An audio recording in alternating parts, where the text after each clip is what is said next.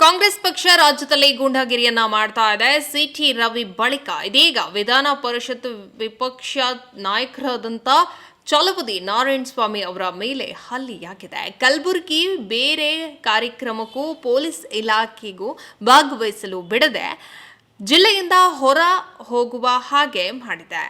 ಕಾನೂನನ್ನ ಕೈಗೆ ತೆಗೆದುಕೊಳ್ಳುವಂತಹ ಅಧಿಕಾರ ಕಾಂಗ್ರೆಸ್ಗಿಲ್ಲ, ಆರ್ ಅಶೋಕ್ ಅವರು ಹೇಳಿದ್ದಾರೆ. ನಿನ್ನೆ ಗುಲ್ಬರ್ಗಾದಲ್ಲಿ ಏನು ನಮ್ಮ ವಿರೋಧ ಪಕ್ಷದ ನಾಯಕರಾದಂಥ ಛಲವಾದಿ ನಾರಾಯಣಸ್ವಾಮಿ ಅವರು ಸರ್ಕಾರದ ವಿರುದ್ಧ ಮೊಟ್ಟೆ ತಗೊಂಡು ಕಾರ್ ಮೇಲೆ ಹೊಡೆದು ಇಂಕ್ ತಗೊಂಡು ಕಾರ್ ಮೇಲೆ ಹಾಕಿ ಅವಾಜ್ಗಳು ಒಳಗಡೆ ಇವ್ರು ಕೇಳಿಸೋ ರೀತಿ ನೀನ್ ಬಾ ನೋಡ್ಕೊಂತೀನಿ ಮುಗಿಸ್ತೀರಿ ಈ ತರ ಎಲ್ಲ ಅವಾಜ್ಗಳು ಹಾಕಿ ಒಬ್ಬ ವಿರೋಧ ಪಕ್ಷದ ನಾಯಕ ಅವರ ಡ್ಯೂಟಿ ಸರ್ಕಾರನ ತರಾಟೆಗೆ ತೆಗೆದುಕೊಳ್ಳೋಕೆ ನಮ್ ಡ್ಯೂಟಿ, ಅದು ನಮ್ ಕರ್ತವ್ಯ. ಅದು ನಾವು ಮಾಡಿಲ್ಲ ಅಂದ್ರೆ ಜನ ಕೇಳ್ತಾರೆ ಸರ್ಕಾರನ ಯಾಕೆ ತರಾಟೆಗೆ ತೆಗೆದುಕೊಂಡಿಲ್ಲ ಅಂತ. ಇಲ್ಲಿ ಕಾಂಗ್ರೆಸ್ಸಿನ ಈ ಗೂಂಡಾಗಿರಿಯಿಂದ ಇವತ್ತು ಮೊನ್ನೆ ಹಿಂದೆ ಸಿಟಿ ರವಿ ಮೇಲೆ ಒಂದು ಘಟನೆ ಆಯಿತು ವಿಧಾನ ಪರಿಷತ್ತಲ್ಲಿ. ಇದು ಮತ್ತೆ ರಿಪೀಟೇಷನ್ ವಿಧಾನ ಪರಿಷತ್ತಲ್ಲಿ ಛಲವಾದಿ ನಾರಾಯಣಸ್ವಾಮಿ ಅವ್ರ ಮೇಲೆ ಇದೇ ರೀತಿಯ ಹಲ್ಲೆ, ಅಟ್ಯಾಕ್.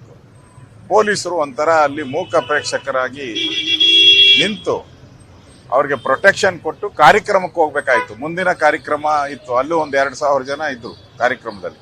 ಆ ಕಾರ್ಯಕ್ರಮಕ್ಕೂ ಹೋಗಕ್ಕೆ ಅವಕಾಶ ಮಾಡಿಕೊಡ್ದೆ 5 ಗಂಟೆಗಳ ಕಾಲ ಅವರನ್ನ ಕೂಡಾಕಿ ಅವ್ರಿಗೆ ಅವ್ಯಾಚ ಶಬ್ದಗಳಿಂದ ಬೈಯುವಂತ ಒಂದು ಕೆಲಸಗಳನ್ನ ಮಾಡಿ, ಆಮೇಲೆ ಮುಂದಿನ ಕಾರ್ಯಕ್ರಮಕ್ಕೆ ಯಾವುದೇ ಕಾರ್ಯಕ್ರಮಕ್ಕೆ ಅವಕಾಶ ಕೊಡದೆ ಪೊಲೀಸರು ಅವರನ್ನ ಆ ಜಿಲ್ಲೆಯಿಂದ ಆಚೆ ಹೋಗೋವರೆಗೂ ಕರ್ಕೊಂಬಂದು ಆಚೆ ಬಿಟ್ಟಿದ್ದಾರೆ. ಇದು ಯಾವ ನ್ಯಾಯ? ಏನಾದ್ರೂ ಅವ್ರಿಗೆ ಅವ್ಯಾಚ ಶಬ್ದ ಅನ್ಸಿದ್ರೆ ಅದನ್ನ ಪ್ರಶ್ನೆ ಮಾಡಕ್ಕೆ ಕೋರ್ಟ್ಗಳಿದೆ, ನ್ಯಾಯಾಲಯ ಇದೆ. ಅದಕ್ಕೆ ಅಲ್ಲೋಗಿ ಕಂಪ್ಲೇಂಟ್ ಕೊಡ್ಬೇಕಾಯ್ತು.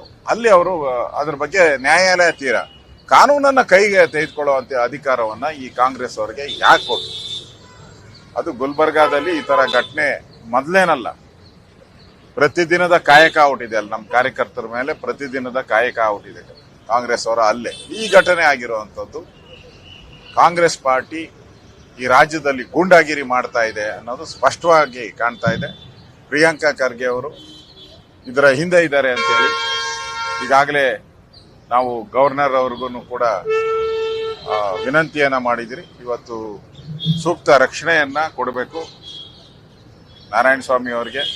ಮತ್ತೆ ಈ ಆಗಿರುವಂತ ಕ್ರಮದ ಬಗ್ಗೆ ಅಲ್ಲಿನ ಪೊಲೀಸ್ ಅಧಿಕಾರಿಗಳ ಮೇಲೆ, ಅಲ್ಲಿ ಯಾರು ಬಂದಿದ್ರು ಗೂಂಡಾಗಳು ಅವ್ರ ಮೇಲೆ ಕ್ರಮ ತೆಗೆದುಕೊಳ್ಬೇಕು ಅನ್ನೋ ಆಗ್ರಹವನ್ನ ಮಾಡಿದಿರಿ. ಇದಾದ್ಮೇಲೆ ಡಿಜಿಗೂ ಕೂಡ ಕಂಪ್ಲೇಂಟ್ ಅನ್ನ ಕೊಡ್ತೀರಿ.